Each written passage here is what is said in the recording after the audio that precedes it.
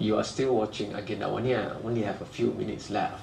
I was just saying before the break that when I look and pore over the detailed narrative of the investigation on Air France Flight 447, there were a lot of teams involved, and we're glad to know that today we've been told in the press conference at 5:30 by Dr. Sri Syamuddin that he's already spoken to the expertise and the experts, to the French experts who are here already in Kuala Lumpur.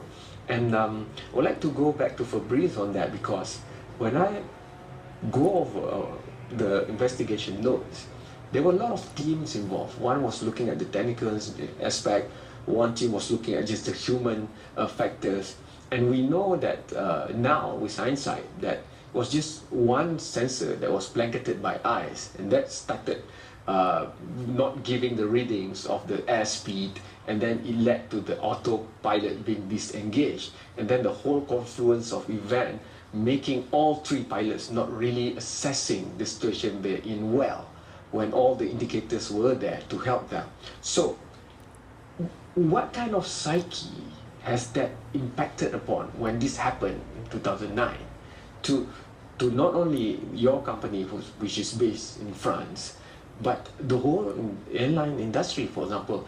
I'm sure from there, new R&Ds, a new way of looking at perspective, cognitive way of data, display, economics, for example, inside the cockpit has been influenced. So if you can share that with us. First of all, an accident is always it's a chain of events. An accident is a result of a chain of events, like you said accurately. Today, it's true, we are doing a lot of R&Ds. All the OEMs worldwide are coming to make the cockpit cleaner, in a sense that to get the essential information.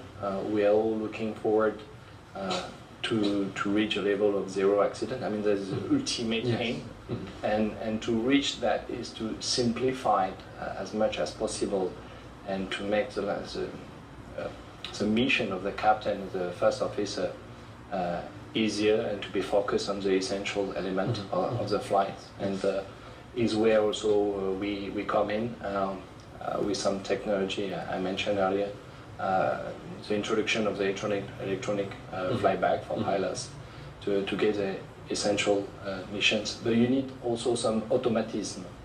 And when I say automatism, for example, when you have an engine failure, or for example, when you have a manual action on the transponder to be switched off, we have some systems that automatically will burst a message with all the parameters at the time of the event. So therefore, the airline operation will be able to take immediate action and understand, because it's always about communication, understand what's going on and be able to analyze it. Because of course, you mentioned about a big team. We have to be united facing this event, because we need all the knowledge around the world to really understand. A black box will record more than 100 parameters, and it's quite a lot. And then you have the voice recorder. Yes. So it's quite a huge job to do. Maybe a lot of people would, because Formula One race is coming to Malaysia, and when we look at one Formula One driver on the track in one car, but you look at the stack of servers and the backup team, not just talking about people changing tires, putting in petrol, but the telemetry reading, not only at the race venue, but wired and stream live back to wherever the HQ is, Geneva or wherever else, or maybe in UK. So why kind of plane has that high level of sophistication with minute, second by second reading, and the whole team helping? Because a plane carries a lot more people, and even one life is very sacred, for example.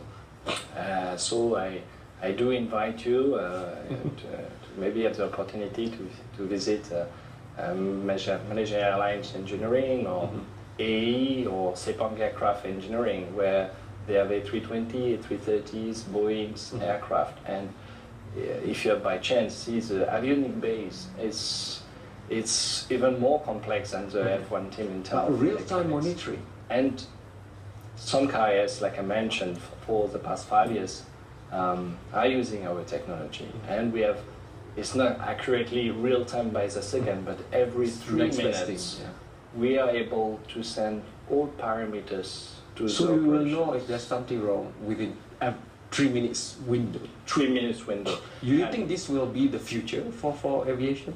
Yes, yes, definitely. And adopt the Real standard time. rather than, you know, I can choose to have it, not have it.